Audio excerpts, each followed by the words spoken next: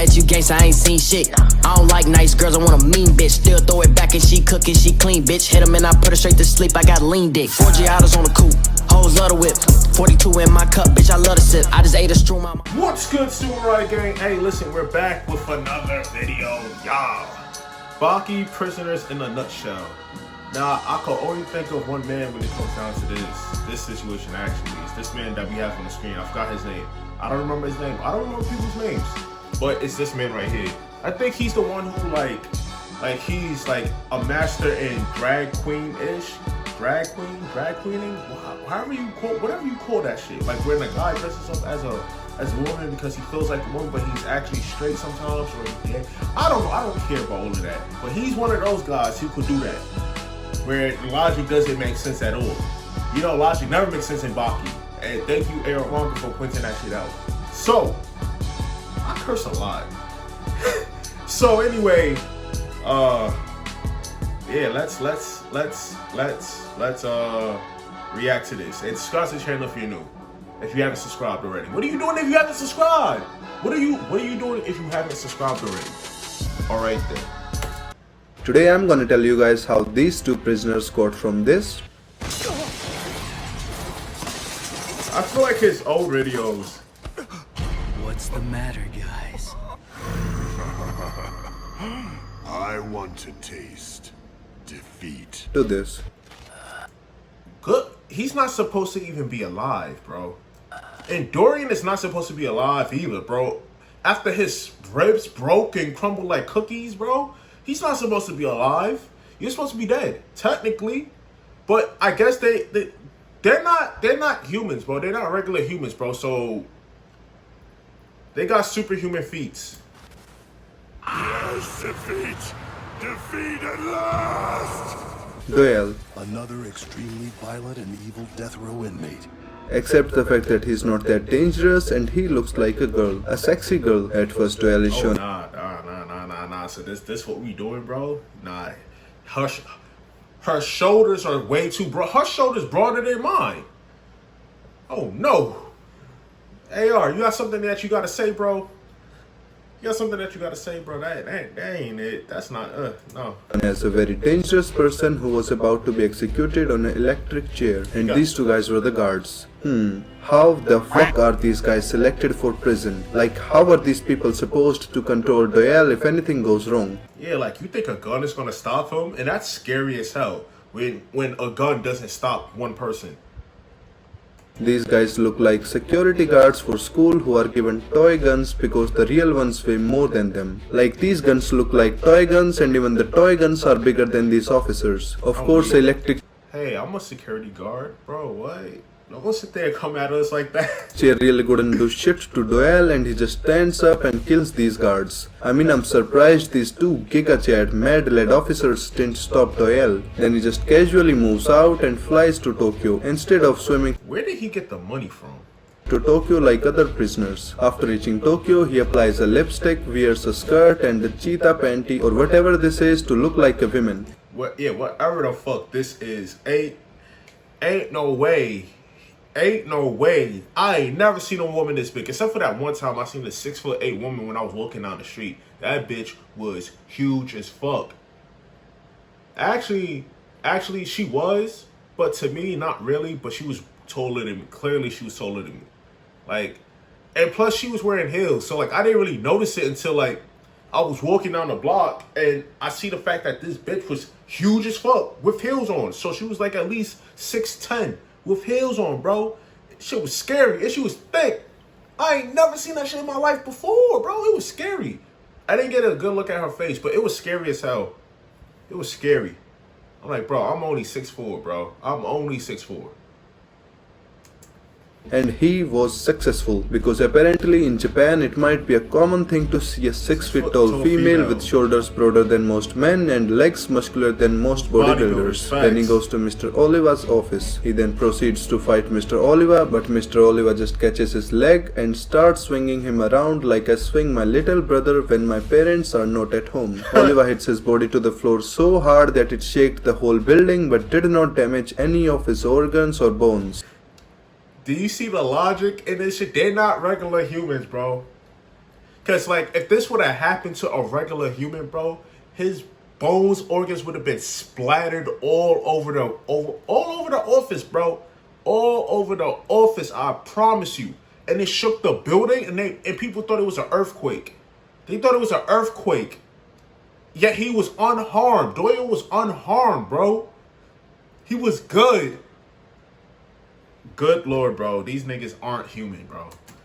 Pretty realistic. Then one day when he was shopping, he meets Retsu. Later he starts fighting Retsu, who shows him his 4,000 years of Chinese race and 4,000 years of Chinese martial arts. How the fuck did he had a knife in his eye and he was good? Look. 4,000 years of Chinese race and 4,000 years of My man's had a knife in his eye and he was just like do pain not hurt to these niggas? Like, do it not hurt? Chinese martial arts. Retsu also shows his 4,000 years of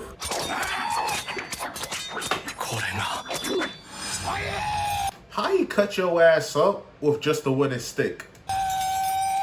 But later, Jack Hanma comes out of nowhere, calms down his 4,000 years of Chinese race and just leaves. But Doyle couldn't leave Retsu, as there were thieves who wanted to steal Retsu's 4,000 years old Chinese wallet. So Doyle protected him throughout the whole night, only to discover that his character was glitched and he didn't have that unlimited blood supply. When Retsu woke up and saw Doyle, he quickly realized the glitch and started running to the nearby hospital. But when he was about to reach the hospital, he encountered a river. Now he had three options. Either he could go by road, or he could jump from one end to another, or he could swim. So he just started running on the water. Yes, he really did it, because apparently it was easier than jumping or swimming. Anyways, then The fact that he ran across water, you would have thought he was Jesus Christ. Ain't no freaking way, my nigga. Bro, but can we talk about the fact that this nigga had like a knife in his eye and he didn't flinch? He was just there, bro. Or like the fact that Mr. Oliver slammed him across an office, shook a whole building, and he did not get hurt from that. Bro, I could tell you that my spine and ribs would have been, I would have been a vegetable, bro. Probably my head would have been splattered across the office. Mr. Doyle reaches the hospital and eats 4,000 years of Chinese food made by Retsu's 4,000 years of Chinese love. After eating the food, Doyle comes to know that the students of Shinshinkai donated blood to save him. So he showed his manners and thanked all of the students by exploding the dojo and burning all of them. I need to say that this Thanksgiving was pretty lit. Later, Dopo bitch slaps him, or more like bitch punches him, and brings his ass back to the dojo, where Katsumi keeps knocking him out until his face became thinner than paper. After making his face thinner than paper, Katsumi realized that he couldn't do shit if the writer wants Doyle to survive. So he just leaves Doyle. Later, that's a fact, bro. Like, all them, like, he legit had plot armor, bro.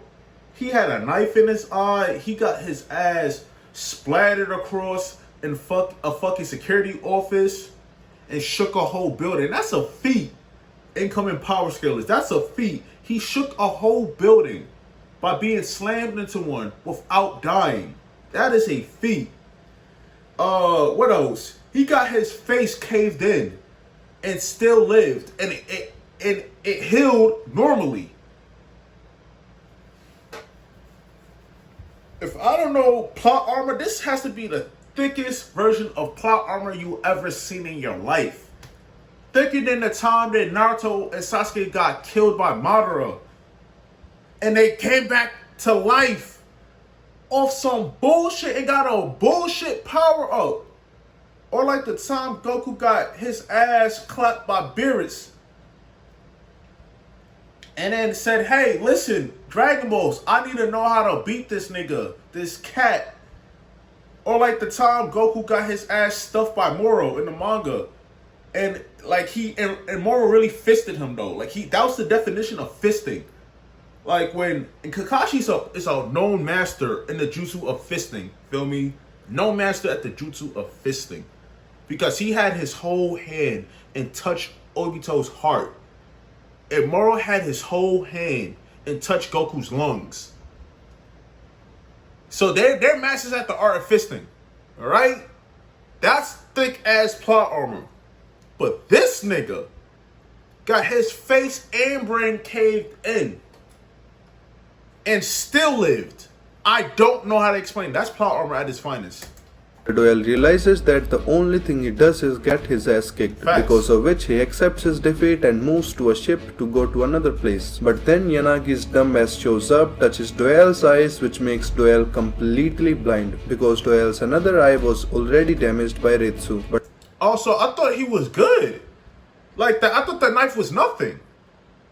exploding your mouth won't damage your eyes at all. Pretty realistic. After being blind, Doyle just swims and moves to a cave which was in the middle of nowhere. But later Mr. Oliva comes in the cave. Oh nah, bro. Why are you like? Imagine a big 6 foot or like 5'9" black man, and I bet you he's like 5'9". He's not even 6 feet. He's like 5'9", 250 pounds of just raw muscle, heavy ass. And then like imagine this 5'9" black man finding you after you say, you know what, I don't even feel like fighting no more. He already beat my ass inside of a security office. You think I want to fight this big black man? No, I'm good, bro. I am fine. Like, and this man, Mr. Oliver, has some crazy ass feats, especially in the tournament. He got his eardrums busted and was still able to fight, bro. Off the sheer fact that he's a muscle head, literally. Like, his face is covered in muscles that protects his skull. Cave hugs Doyle and steals his cheetah underwear, and also he puts Doyle back in the prison. Oh, so he just came to put him back in prison, bro. And he broke his spine to put him back in prison. How you break his spine? Imagine getting hugged by Mr. Oliver, bro. Good lord, I would not want to be a part of that, bro. Don't hug me. You too damn strong, bro. You make me want to get my strength up. Prison, blind Doyle does a very logical thing. He ruptures his eardrums too, so that he can get the sense of touch. I think in future he will cut himself too to have the sense of being a ghost. I'm weak.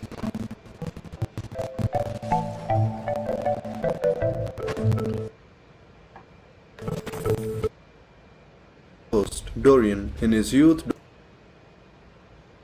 These niggas are built differently, bro. Dorian was working for US Army and was stationed in Japan, where he started learning martial arts. But for some reason he didn't become a top fighter over there. Maybe because he was not from Japan. But then he travels to China and started learning Chinese Kempo. Within a few years he became a god and was the first Western to attain the title of Kaio. He was so incredible that he created a cave with his bare hands. Yeah, all of this within a single night, and this is what the best Chinese fighters could do. I mean, they are comparable though. Then Dorian left the temple, maybe to join a singing class. Later Dorian did something really bad, like maybe he sang a little bit louder, because of which everybody's brain got out. Or maybe he got hit by a truck, thus clicking the trigger in his ass, which made a bomb come out of his mouth, which exploded. How the fuck did he have a bomb coming out his mouth? How the fuck did he have a tire? Bro, I feel like some of these feats you can't even take seriously. Because it's not realistic. I feel like none of these feats that they do are realistic enough to actually do. Like, no human can sit there and do that. No human can sit there and do this, bro. That's crazy to me. Exploded, because of which all the people around him might have died. He was arrested and was sentenced to death. But as we all know that these niggas don't really die. Like, have you ever seen somebody die besides Baki's mom? Like, if you never seen nobody die, like, what should kill somebody doesn't kill nobody. Like, he was hung and still lived, and he was still talking as if it's normal. If you try that at home, you're dying. Baki characters have unlimited blood and oxygen supply, so Dorian didn't die even after hanging for 10 minutes. Later he just kills the doctor, all the guards, and just hangs them instead. Before leaving he writes Tokyo to tell everybody that he is going to Tokyo to taste defeat. His handwriting is so clean though. I mean, I can't even write that good with my pencil, let alone with a human being. Also, I don't know how the fuck did he write on a wall that high. Maybe he just imagined himself as a 15-feet guy and wrote it. Anyways, then he proceeds to go to Tokyo by sea. Unlimited oxygen supply, bro. Later he meets unlimited oxygen and unlimited fucking stamina. Cause ain't no way he swam from China to fucking Tokyo like that. Doppo Orochi and cuts his hand. So Doppo did what any human will do. He just punches Dorian without his hand. Warrior mentality, bro. And also this was Doppo's dream, by the way. Later Dorian goes to Tokugawa where he asks everybody if they liked gasoline or not. But suddenly Katsumi comes in, covers Dorian in gasoline and just throws the lighter at him. But for some reason Dorian didn't burn the fire. He's fire resistant, bro. Like, these niggas aren't human. This would have killed somebody. Shit, natural fire would have killed Jigen, which it did. The freak. So you telling me these niggas are flame retardant? How his face in it? He didn't get no burn marks. And within a few seconds the fire was completely safe from Dorian. Then Kato also joins the gangbang and cuts Dorian's ear. But then Dorian just casually takes out a bomb from his stomach, aka his natural weapon factory, and just explodes it. Now don't ask me how he got the bomb through his windpipe or how the explosion literally didn't affect anyone in the room, because it's beyond science. Later Dorian goes in the underground bunker. Kato follows him and tries to defeat him. But let's just say Kato didn't win. Dorian crushes Kato and starts singing. L'amour de ma vie. Oh, the love of my life you are. He's a nice singer though. Then he again fights Doppo Orochi where he hypnotizes Doppo with the bottle. And of course it came out from Doppo's natural weapon factory. But Doppo was a god and in his illusion he imagines real life Dorian moves which in fact were real. That's some strong imagination. Anyways, at last Doppo breaks Dorian's ribs, his knees and... Bro, he's not supposed to even get back up. This is the shit that I'm talking about. It shows that his bones get broken. Look, how the fuck did he pull out a bottle out his windpipe, bro? Like, you supposed to die. Like, what, bro? He's a nice singer though. Then he again fights Doppo Orochi where he hypnotizes Doppo with the bottle. And of course it came out from Doppo's natural weapon factory. But Doppo was a god and in his Dorian, yeah. illusion he imagines real life Dorian moves which in fact were real. That's some strong imagination. Anyways, at last Doppo breaks Dorian's ribs, his knees and basically a lot of his other bones. Then Kato, whose body was completely destroyed, comes into the picture and does this. Because of which Dorian does this. Yes, defeat! Defeat at last! And that's how Dorian tasted defeat and was left with a completely broken body. But surprisingly enough, within an hour he was able to not only move but also jump from a 5-story building. How did he recover? Like, they gotta explain this shit to me. Like, are these not human? These aren't humans, right? Yeah, they're not human. With completely shattered knees. I guess he imagined his knees to recover and they recovered within an hour. Also, he didn't had his organs damaged at all. I guess along with unlimited blood and oxygen supply, he also had unlimited organ supply. Anyways, then he goes to Doppo's house and gives an explosive high five to Doppo's face. After this lit high five, Dorian shows some manners and starts singing. L'amour de ma vie. Oh, the love of my life you are. He looks like a whole titan, bro. He really looks like a titan, bro.